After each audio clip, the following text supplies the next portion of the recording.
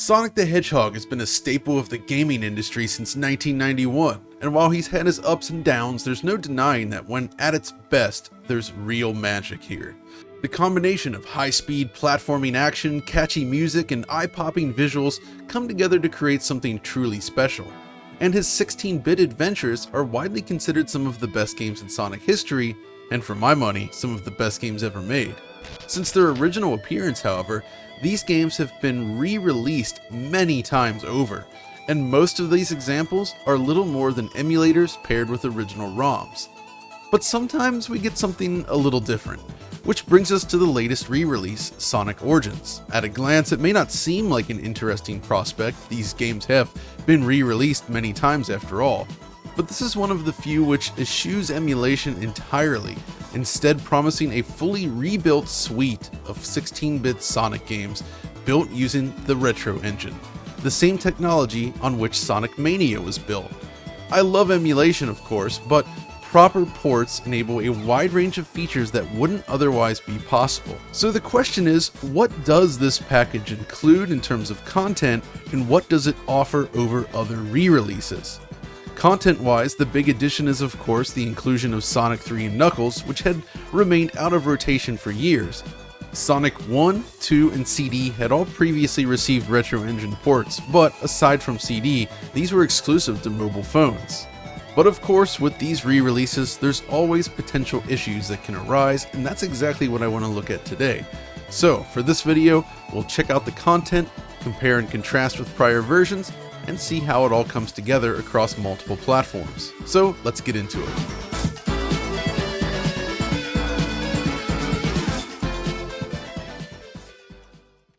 This is Sonic Jam for Sega Saturn. Released in 1997, this disc stood as the first complete collection, bringing together each of the original Mega Drive games to a new platform.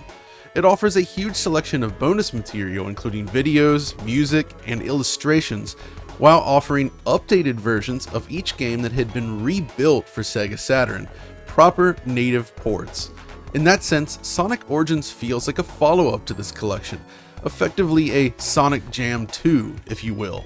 You have all the 16-bit games, plus the addition of Sonic CD, surrounded by a wide range of bonus material, and alternative gameplay modes designed to expand upon the formula, just like Sonic Jam. When building a collection like this, there are two key target areas that require attention. Firstly, the user interface itself. This is the glue which ties the collection together. And secondly, the presentation and accuracy of the original source material, in this case, the Sonic games themselves. With Sonic Jam, it was split between the game selector menu and a bonus material section. For the bonus material, the development team opted to package the information within 3D structures peppered across what they call Sonic World. This is a bespoke environment in which players were given the opportunity to run around in full 3D as Sonic. Now, this isn't the full 3D Sonic game that fans had been hoping for on Sega Saturn, but it certainly hinted at some of the possibilities that would only be realized with the release of Sonic Adventure. In building Sonic Origins then, Sonic Team opted for a different approach. Essentially, they've built an entire interface centered around these 6 islands.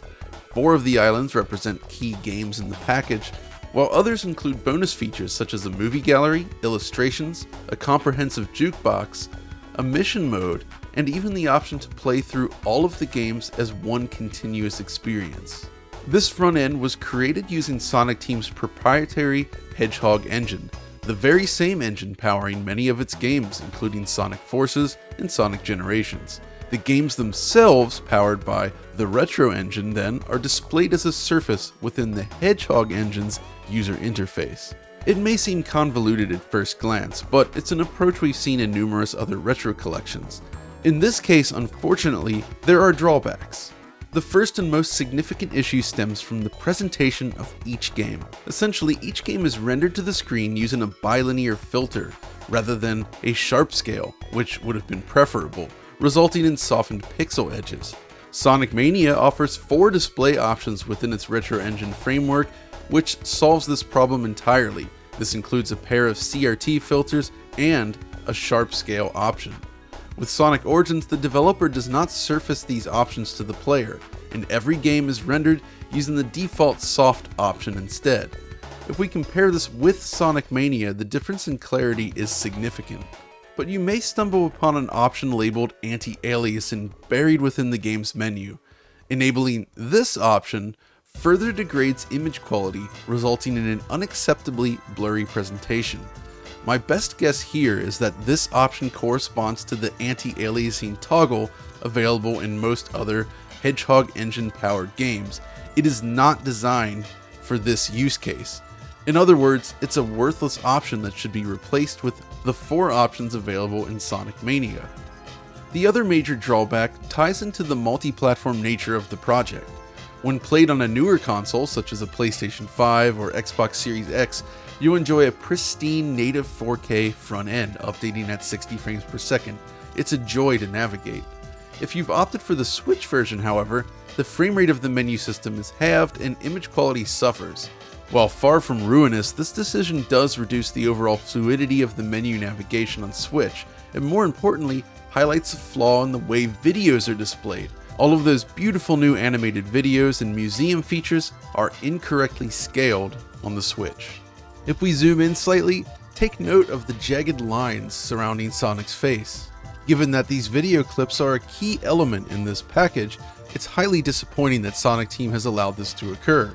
But what's extra weird about that is if we switch over to this shot, this is the same video as captured from the museum section. So basically when videos are played from the museum, they are correctly scaled and filtered. But the scenes that play before and after each game or during the game's actual introduction are incorrectly scaled. So it's a bug. Unfortunately, there are numerous other issues present within the user interface system. Some of these are minor, such as the typos that appear in the music list. Sandopolis, for instance, is misspelled as Sandpolis here, but not on the subsequent screen. Furthermore, most of the track names applied to the Knuckles Chaotix soundtrack are mislabeled.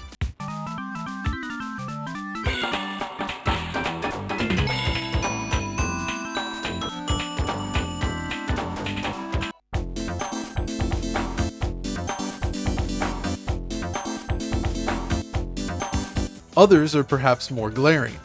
The overall volume levels are too low. This becomes a problem when playing the Switch version in portable mode without headphones.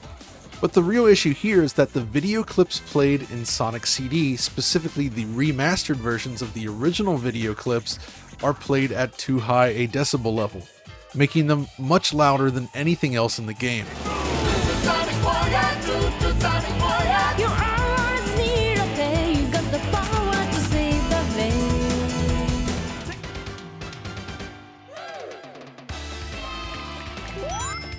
But hey, at least the vocals have been restored for this version. They were absent in the 2011 release.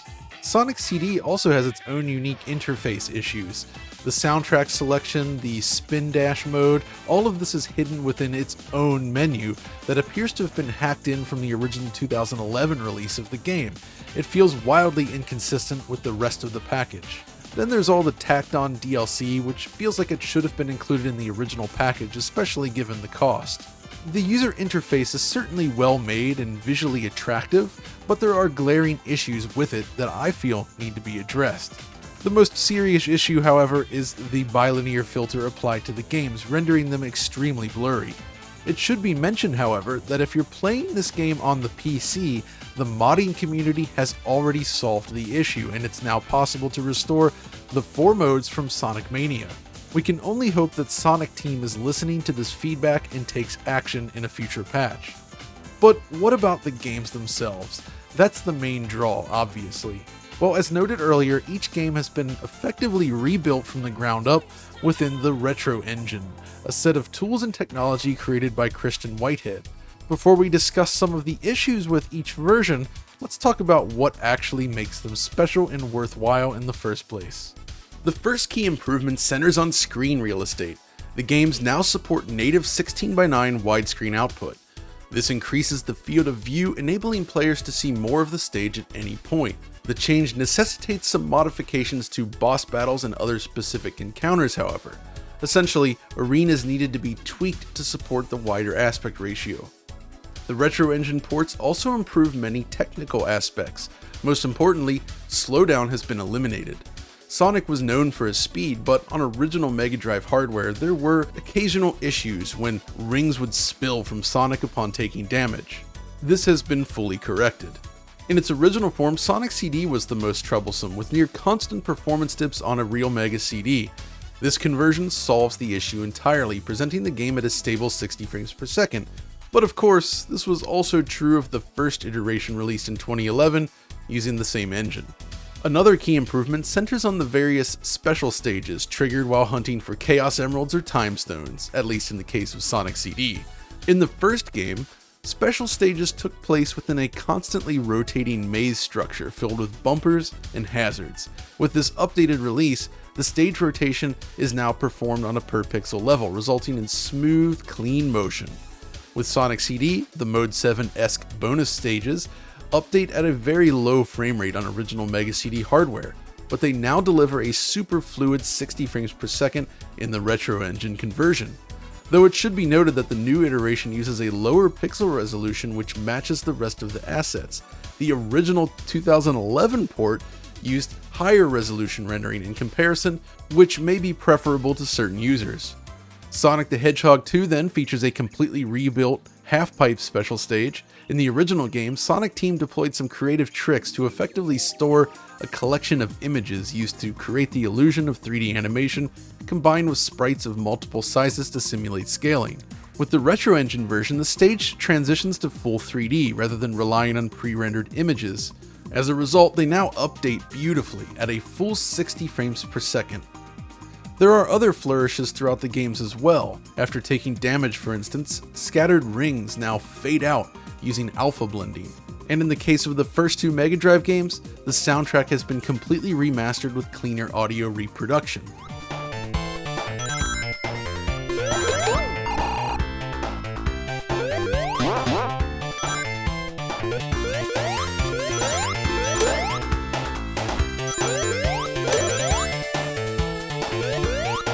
Plus, in Sonic the Hedgehog 2, the Hidden Palace Zone, which was shown in early pre-release coverage, was completed and polished up as a bonus stage hidden within the Mystic Cave Zone. This once deadly pit now serves as the entry point to this bonus stage, and it's a fantastic addition which replicates the look of the previously unfinished zone. But that's just the first three games.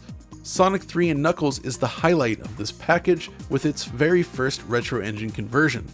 This was developed by Headcanon, a small software developer founded by Simon Tomley, who has been a central pillar of the Sonic community for years and worked on the previous Retro Engine ports and Sonic Mania, among other things. They implemented a new system known as Path Tracer for player terrain collisions. The game is more complex than prior Sonic titles, it should be noted, and the Retro Engine SDK would have required an overhaul in this aspect, so this new Path Tracer system developed by Headcanon was used instead. And on the surface, this is a robust port with a lot of new features. Naturally, it benefits from the same wider aspect ratio as the other games, but there's a lot more to it.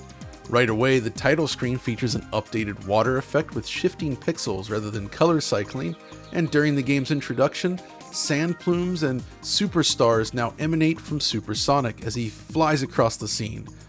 Then there's the bonus rings, which now feature additional frames of animation, while objects such as vines and zip lines have been updated with true per-pixel rotation, enabling much smoother motion. This also applies to the snowboard section during the introduction of Ice Cap Zone. The Blue Sphere special stages have all been updated to match Sonic Mania with a much higher frame rate and smoother animation. The sprite used while rounding the tree trunk early in the first stage has been reworked to match the main character sprite rather than simply reusing Sonic 2 assets, and then a little scripted animation plays out when you encounter this first boss.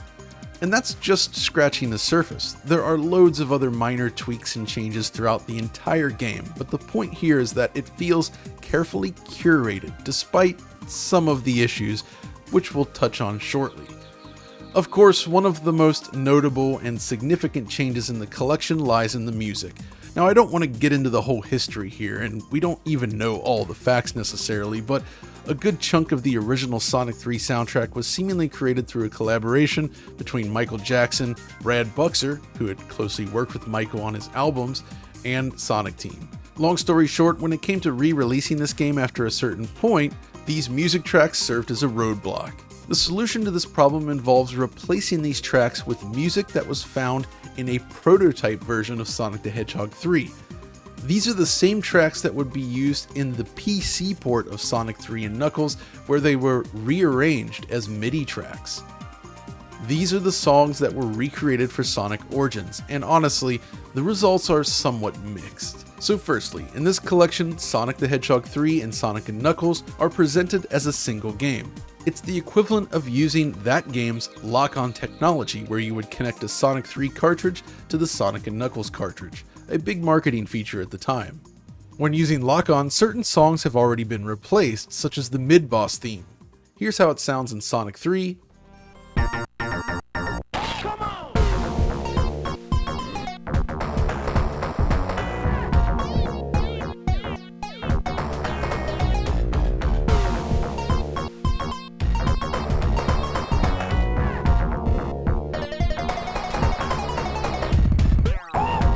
and this is what you get with Sonic 3 and Knuckles.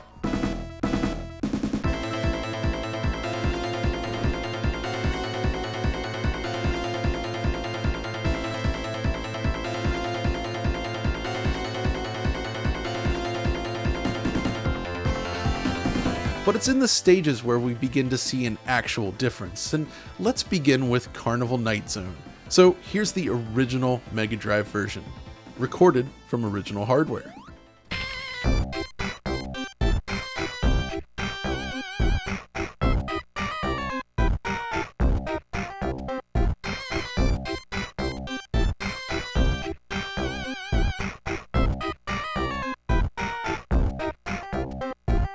And this is the prototype.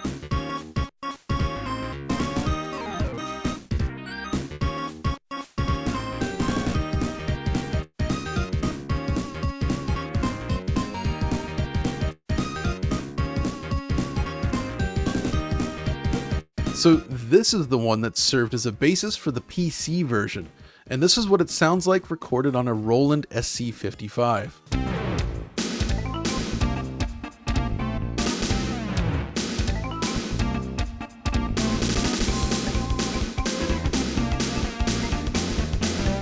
Then of course we have FM Synth using the AW64's creative music system.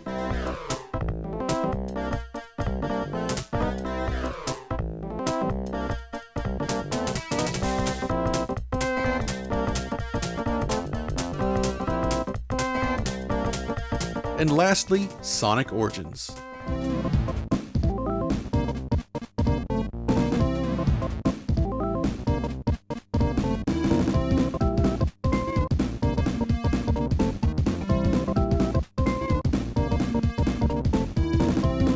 What do you think about that? Okay, so next we have the Ice Cap Zone. Let's do some additional comparisons.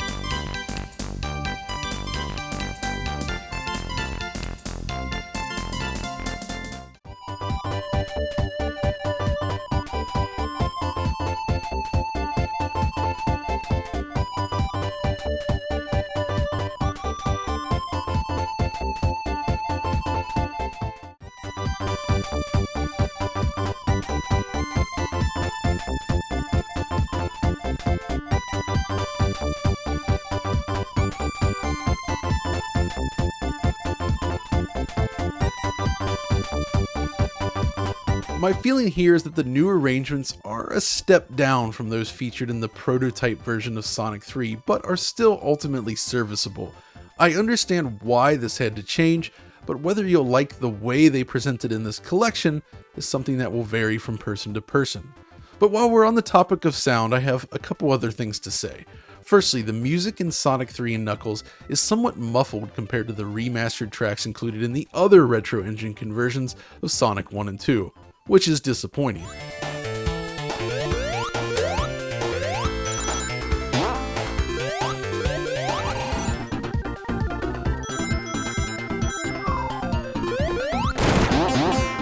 Secondly, the music looping points that were introduced in the 2011 version of Sonic CD have been eliminated. Remember, on Mega CD these were stored as Red Book audio, so when the track would finish playing, it would fade out, then begin again. For the 2011 version, they added in these extra looping points.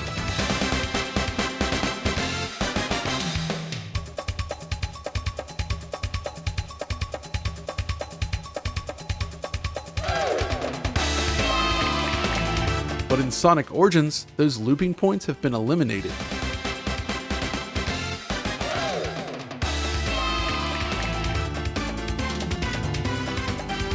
It still loops technically, but it loses that extra flourish, which is a shame. Did you notice, by the way, that the aspect ratio is slightly different in the Origins version of Sonic CD? If we flip back and forth between the two, you'll notice some extra pixels in the new version. Between this and the changes to the bonus stages, it's clear that this isn't just the 2011 version brought over to Origins. Lastly, the extra voice samples that were used in Sonic CD have been completely removed from this version of the game, sadly.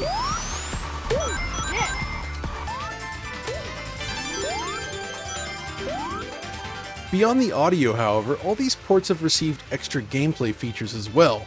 The drop dash from Sonic Mania, for instance, has made the cut, though its implementation isn't quite on par with Mania's and it can be a little glitchy from time to time. There's also a mirror mode available in addition to the aforementioned mission and combination modes. Of course, these changes are not nearly as significant as those made in Sonic Jam, where they offered easy and normal modes, which changed the position of enemies and spikes throughout the level. They also added the spin dash to Sonic 1. Something that would go on to be featured in many other versions of the game, including this one. Each game also has a classic mode, which reduces the aspect ratio back to 4:3 and reintroduces the life system as in the classic games. But these are still the Retro Engine powered versions and not true classic versions of the games. And more annoyingly, you cannot play by the classic life-based rules while using the widescreen mode. So while the option is certainly appreciated, it's not as configurable as I would have liked. But aside from that and the bilinear filtering, things seem pretty good thus far, right? Well, unfortunately, there's an issue. Sonic Origins exhibits a fair few bugs. Now, most aren't game-breaking, but these problems have a negative impact on the overall experience. In fact, the list of issues is vast enough that I cannot realistically cover all of them in this video, not even close really, so let's just go through a few of the ones that I encountered during a normal playthrough. One of the most frustrating issues appears while playing Sonic the Hedgehog 2 with Tails running alongside you. Normally, when he's knocked off the screen, he'll simply reappear after a short while and attempt to follow Sonic through the stage once again. In Sonic Origins, however, he seems to get stuck constantly, and as a result, you'll hear his jumping sound effect repeating over and over and over again throughout the stage, just like this.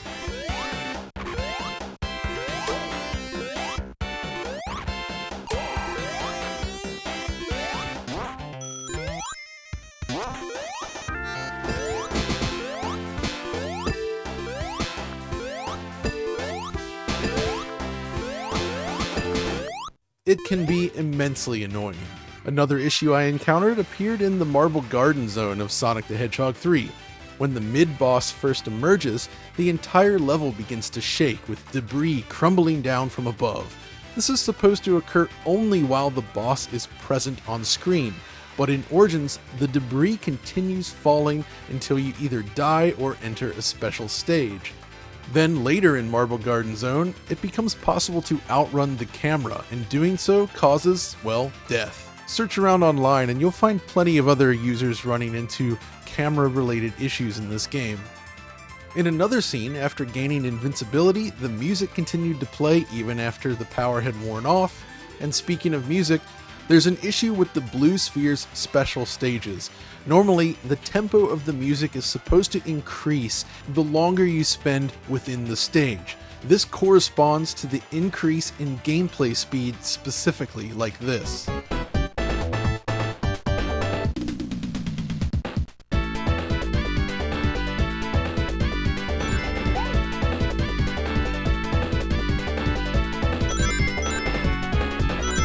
Now in Sonic Origins, the feature is currently not correctly implemented and the music speed never actually increases.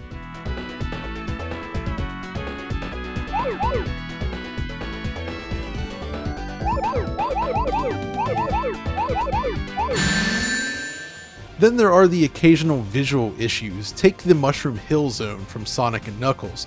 The positioning of the tree trunks differs in the original game. Essentially, there was additional artwork used to connect these trees to the scenery, and it's simply missing in Sonic Origins. You also encounter these climbing contraptions throughout the stage, and in the original game, when you reach the top, they're supposed to stop.